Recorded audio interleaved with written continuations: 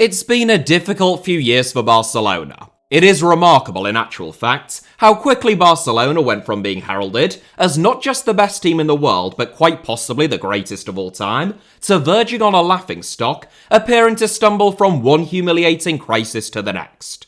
From Pep Guardiola's arrival in 2008, bloody hell he's got hair, marked by the emergence or flourishing of incredibly talented La Masia graduates like Busquets, Xavi and Iniesta, to their second treble in 6 years in 2015, spearheaded by the famed MSN front three, the words FC Barcelona were synonymous with sporting excellence and a unique style, with very few parallels in the history of the sport. And at the centre of it all was Lionel Messi, arguably the greatest footballer of all time. Within 5 years of winning their second treble though, something that no other Spanish club has ever done, Barcelona were in crisis. Under the presidency of Josep Bartomeu, Barcelona amassed debts of more than €1 billion, and when the pandemic hit, few clubs were more ruthlessly exposed.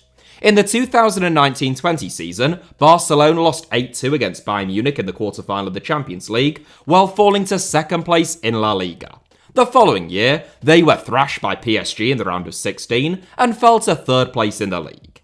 In the 2021-22 and 2022-23 seasons, Barca didn't even make it out of the Champions League group stage, something which would have seemed unthinkable such a short while ago. From winning 4 La Liga titles in 5 years between 2014-15 and 2018-19, Barcelona have won just 1 La Liga title in the last 5 years. Their crippling debt and financial woes saw them lose their greatest player of all time for nothing, and to make matters worse, Barca's downfall has coincided with their El Clasico rivals Real Madrid enjoying an astonishing run of 6 Champions League crowns, which is more than Barca have won in total, in just 10 seasons. Last season, Barcelona finished 10 points behind title winners Real Madrid and only 4 above their Catalan neighbour Girona in La Liga. And over the summer, Real Madrid added arguably the best player on the planet on a free transfer and the most promising young player in South America to a squad which already contained the likes of Bellingham, Vini Jr., Rodrigo, Eduardo Camavinga, Aurelien Tchouameni and co. in what looks to be a super team built for the next decade.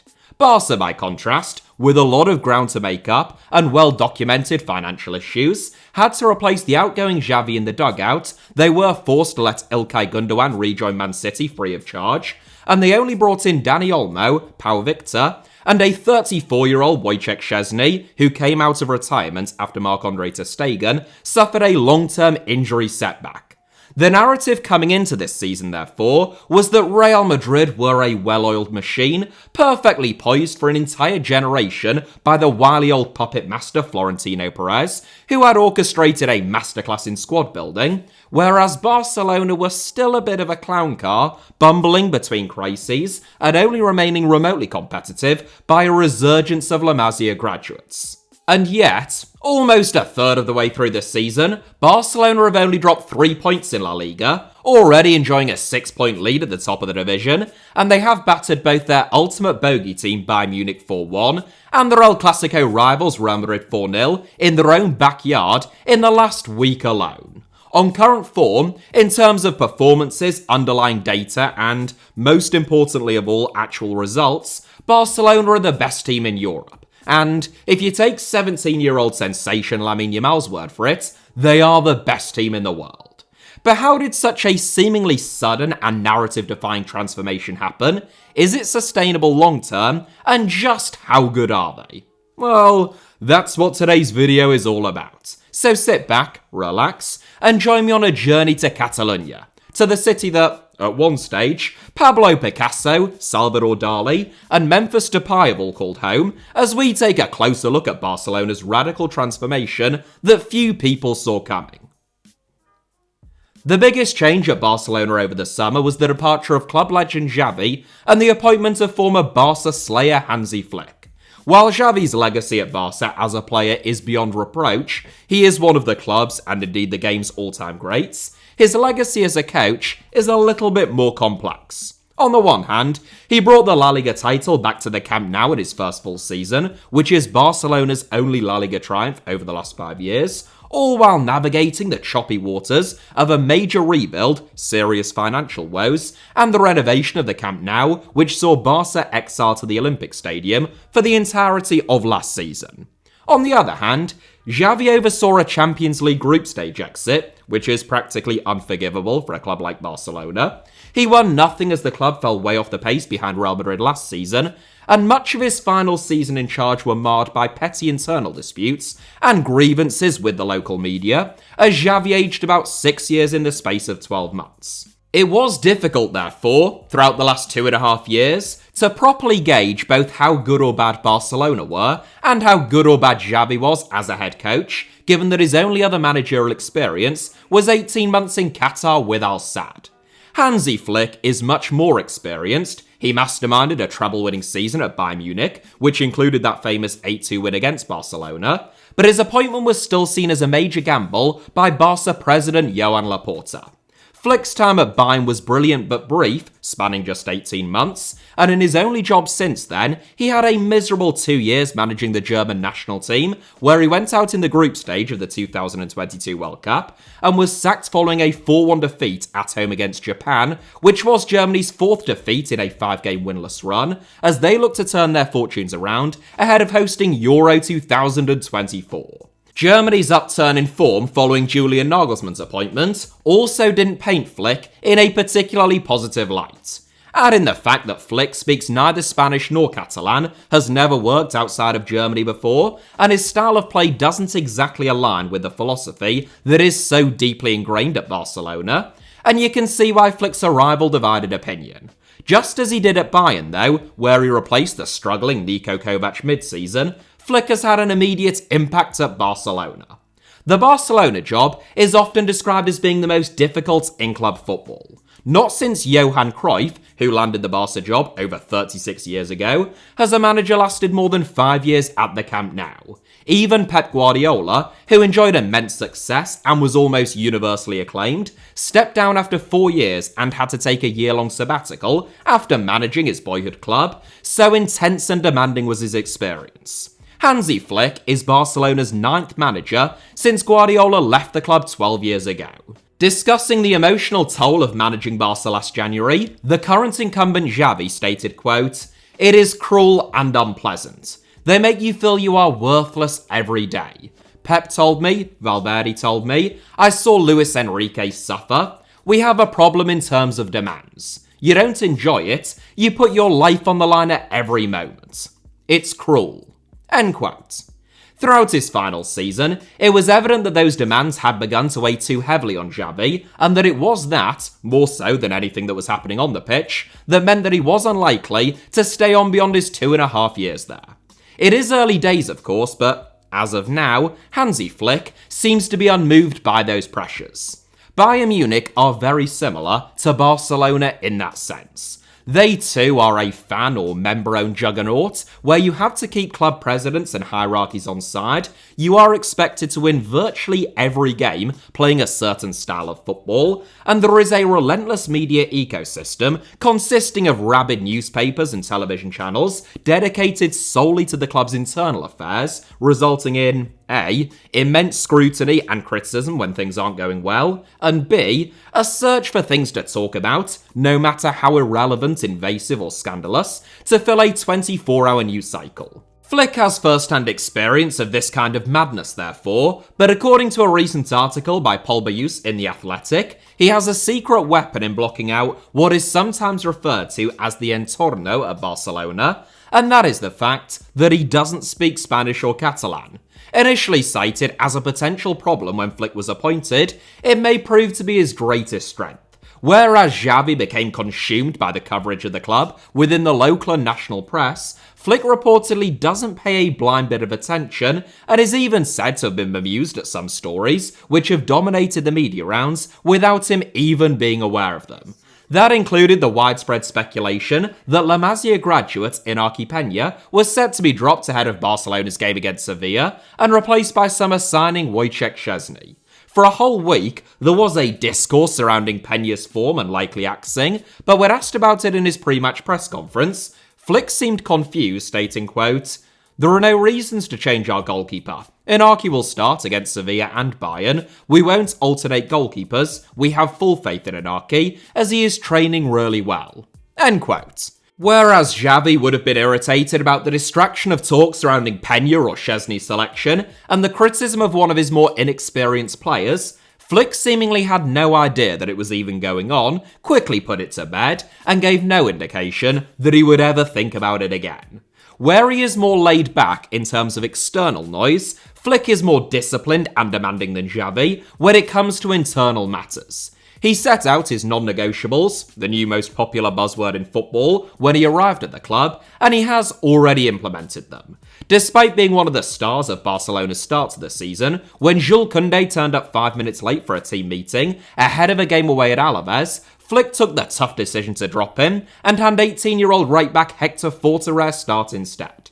Koundé was introduced after 67 minutes, Flick's point having been made, and that bridge already starting to be rebuilt as Barca ran out as 3-0 winners. But it sent out a clear message which, sources claim, the rest of the squad immediately understood. Barca's players also endured a grueling pre-season as Flick sought to ensure that they would be super fit and raring to go as soon as the campaign started. Their lightning-quick start and propensity for late goals so far this term, as their opponents tire, would suggest that was a good decision. Flick's football might not be quintessentially Barca in nature, as we're about to come on to, but his emphasis on hard work and intensity absolutely is. The thing that everyone remembers about Pep Guardiola's great Barcelona team may be their ball retention, goal scoring, and the genius of Messi, but just as important was their fitness. Despite their size, they were almost never outrun, and their desire to win the ball back, synonymous with Guardiola's 5-second rule. For the uninitiated, Pep's 5-second rule, which he carried with him to Bayern and Man City, mandated that his players make an extremely intense and overwhelming effort to win the ball back for 5 seconds after they lost it, pressing in packs and descending on the ball like a herd of mad 5'5" wolves, before reverting back into their defensive shape if they fail to regain possession within those 5 seconds. Hansi Flick has brought that intensity back to Barca's play.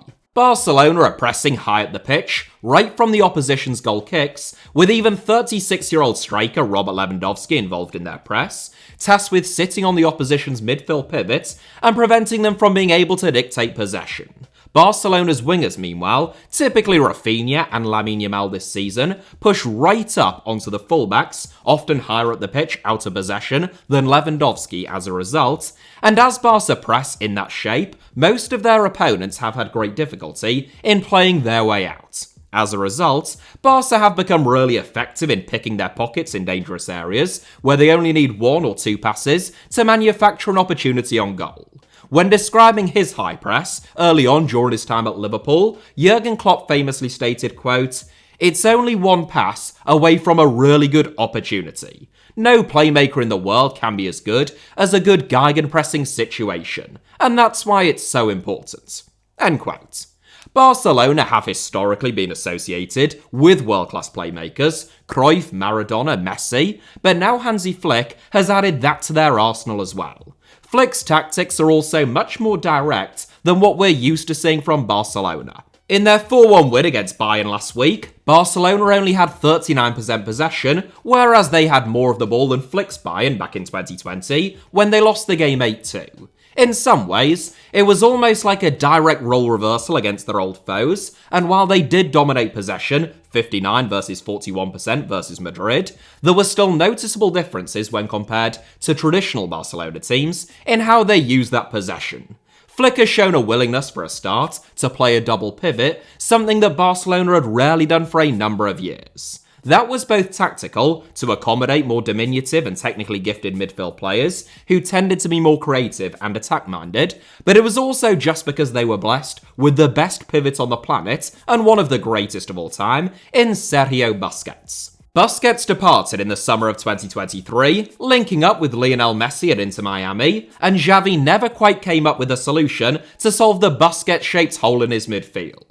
Oriol Romeu, a La Masia graduate who returned to the club from Girona and played 37 times last season, wasn't part of Flick's plans and returned to Girona on loan in the summer. In his absence, and the absence of Frenkie de Jong, who's only recently returned from a long-term ankle injury, Flick, partly through design and partly through a lack of alternatives, has turned to La Masia. It is like a cheat code for Barca that they seem to have a wellspring of talent to call upon whenever things start to turn against them, and in their current financial plight, it has never been more important. Following a few concerns that the La Masia pipeline may just have dried up a bit, as fewer graduates got opportunities under Josip Bartomeu's presidency, and some of the most highly regarded grads, like Ricky Puig was sold to LA Galaxy in Major League Soccer, and Ansu Fati succumbed to a series of long-term injuries, Barcelona's youth ranks have responded in fairly emphatic style. Lamine Yamal became Barcelona's youngest player in over a century at the age of 15 2 seasons ago, and, now age 17, he is legitimately both there and Spain's main man already, and one of the best players in the world. On pure performance levels, regardless of his age, Yamal ought to be in contention for the 2024 Ballon d'Or. And it is quite frankly frightening to think how good he could become if, as you'd imagine, he is still improving. Pau Cubarsí, meanwhile, who is only a few months older than Yamal, looks like the perfect Barcelona centre-back. Also aged 17, Cubarsí already has a real presence about him, almost freakishly so given his tender years. His reading of the game is already tremendous, and he strides out of defence with the ball at his feet like someone who has been in a formal academy setting since the age of 7, and at Barça since he was 11, which he has.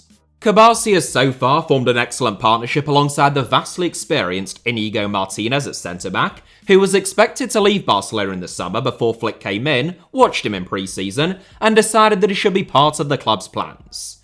With over 500 games of professional football under his belt, age 33, and of a very similar stature and profile to Cubarsí, Martinez would appear to be an almost ideal mentor. In midfield, meanwhile, Flick handed 17-year-old sitter Marc Bernal not just a first-team debut, but actually started him in Barcelona's opening game of the season away at Valencia, where he looked incredibly assured in a 2-1 win, retaining his place in the team against Athletic Club and Rayo Vallecano.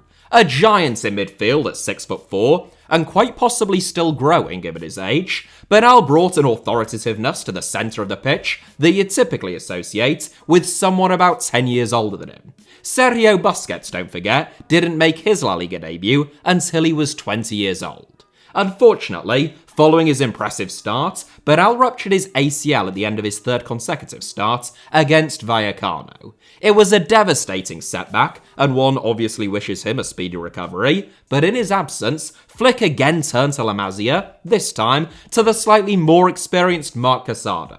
Casado is 21 years old and has played 67 times for Barcelona B, but he'd only ever made 2 La Liga appearances before the start of this season, and he had never started a La Liga game. Nonetheless, Flick threw him straight in and gave him 90 minutes in Barca's first game of the season against Valencia, and following Bernal's setback, Casado has become a mainstay in midfield alongside Pedri.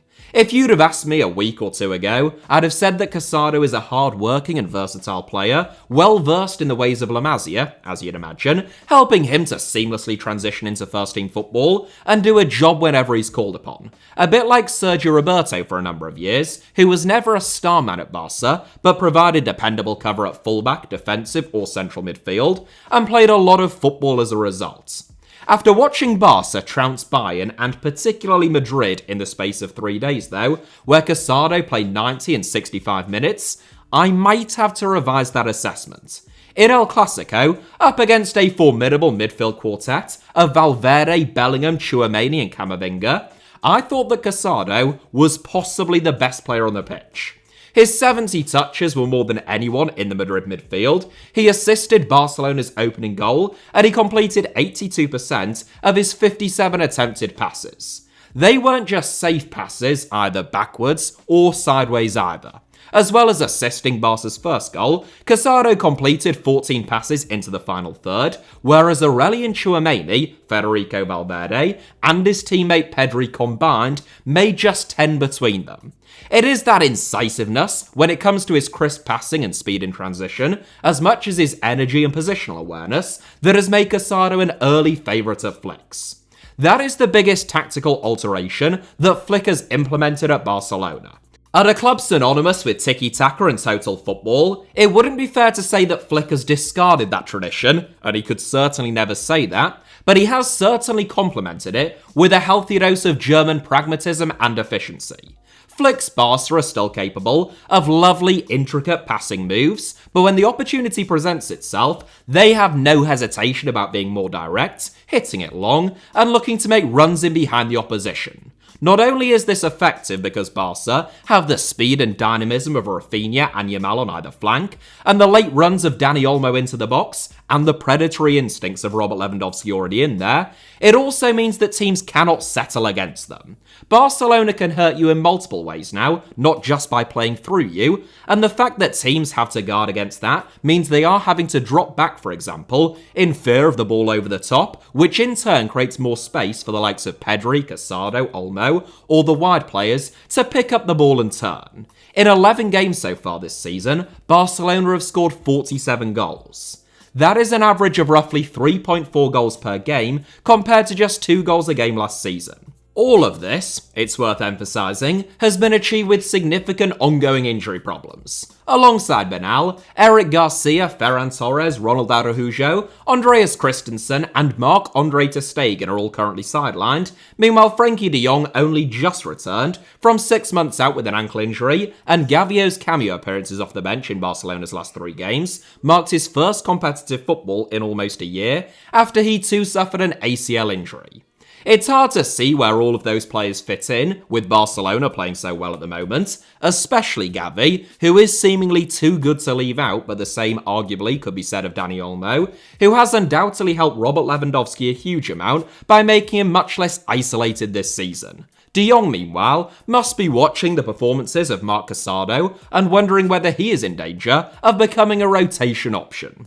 In Barca's 4-0 drubbing of Real Madrid, 6 out of their starting 11 were La Masia graduates, whereas just 1 of Real Madrid's starting 11 came through their own youth ranks, and that was Lucas Vazquez at right back, who was run ragged by Rafinha, and had a nightmare 90 minutes. There is a sense in which the turmoil off the pitch at Barcelona, and the severe financial restraints imposed on them by La Liga, has inadvertently benefited them, forcing them to look to La Masia once again, which has always provided the building blocks for Barca's best teams.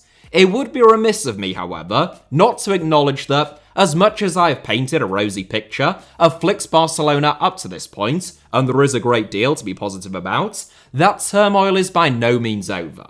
We saw that in the summer, with the forced sale of Ilkay Gundogan to Manchester City on a free transfer, so that the club could register Dani Olmo, and even that was only made possible by an injury to centre-back Andreas Christensen, which allowed Barca to allocate those funds towards Olmo, as per La Liga regulations. As always in recent years though, that was only papering over the cracks, and as of midnight December 31st, 2024, Olmo will officially be unregistered again, as things stand. Barcelona are confident that they will find the resources to re-register Olmo, either through their kit manufacturers Nike, who they are currently in negotiations with, external funding relating to their troubled Barca Media or Barca Studios projects, or further player sales. It is a sign, however, of the delicate foundations upon which this tremendous Barcelona team is built, and the long road back to economic normality that Barcelona have not yet pulled onto, let alone reached the end of.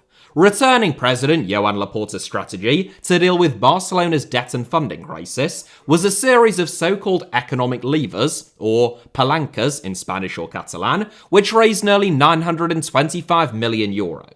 That was enough for Barca to muddle through the last few seasons while retaining a semi-competitive squad, albeit significant cost-cutting still had to be implemented, but it comes at a significant cost. Those levers, or palancas, basically amounted to Barcelona taking an upfront payment to stay in business in exchange for a percentage of their future revenue, particularly in terms of media rights. That means that in the years to come, obviously, Barcelona will receive significantly less revenue than they otherwise would have done without those levers. That setback ought to be offset somewhat by the regeneration of the Camp Nou, which will reopen in January as the biggest and, by some estimations, the best stadium in club football. The renovated Camp Nou will be a major cash cow for Barca, who attract tourists and can sell hospitality packages like almost no one else. Merchandise and commercial revenue have also increased over recent years, and that should continue following the return to the Camp Nou and in light of improvements on the pitch. Even the renovation of the Camp Nou, though, is a double-edged sword. Much as it will generate Barça massive revenue over the next 5, 10 or 15 years, and the Camp Nou, iconic as it was badly in need of a facelift and some TLC, the reconstruction project cost €900 million, which would make it the 4th most expensive stadium in Europe had it been built entirely from scratch, at almost 4 times Atletico's Metropolitano, and the wider FC Barça project looks set to come in at around €1.5 billion in total.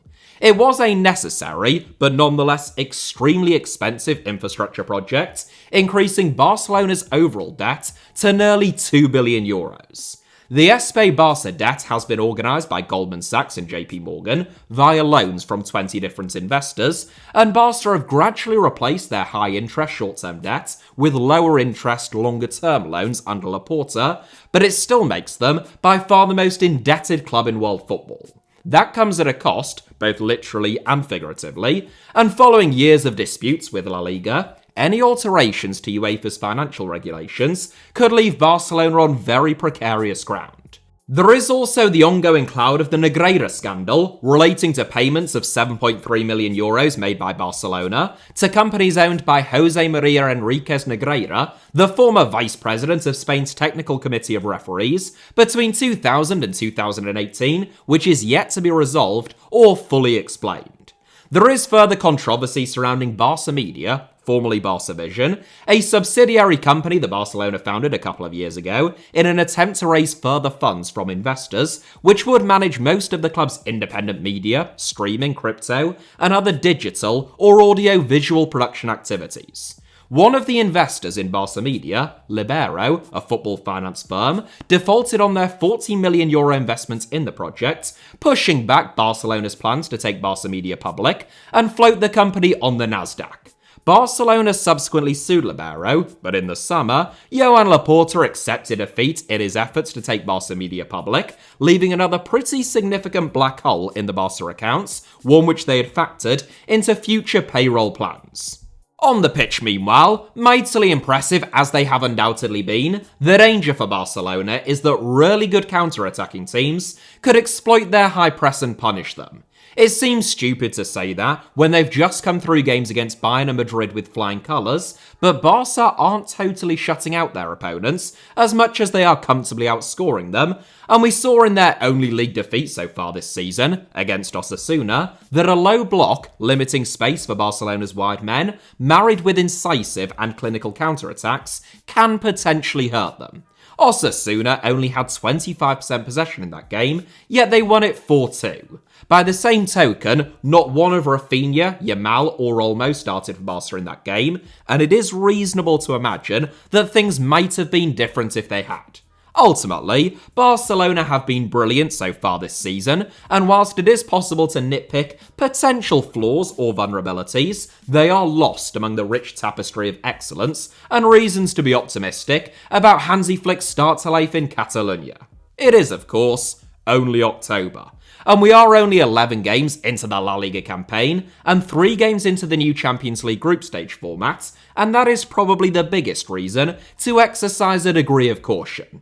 It is also worth bearing in mind that Real Madrid are the yardstick by which Barcelona are invariably measured, and vice versa, and that just as Barca have outperformed expectations at this stage, Madrid have fallen some way short of them. Los Blancos are having some teething problems relating to Kylian Mbappe's arrival. They have a distinct lack of creativity in midfield following Toni Kroos's retirement, with Jude Bellingham now occupying that role, but understandably taking some time to adjust as a totally different profile of player, which has simultaneously reduced his attacking returns in terms of goals and assists when playing much further forward last season, and the loss of Joselu, daft as it may sound when Madrid have brought in Mbappe and Endrick, means that they don't have the same plan B as they did last season, when the German-born Spanish international target man provided them with a real focal point and alternative line of attack. What's more, for years now Real Madrid have won games without playing particularly well, outperformed their underlying data, and performed miracles, particularly in the Champions League. It got to the point where we just assumed that this is what they do. This is what he does! This is what he flipping does! And will always do, and that Carlo Ancelotti can routinely perform miracles.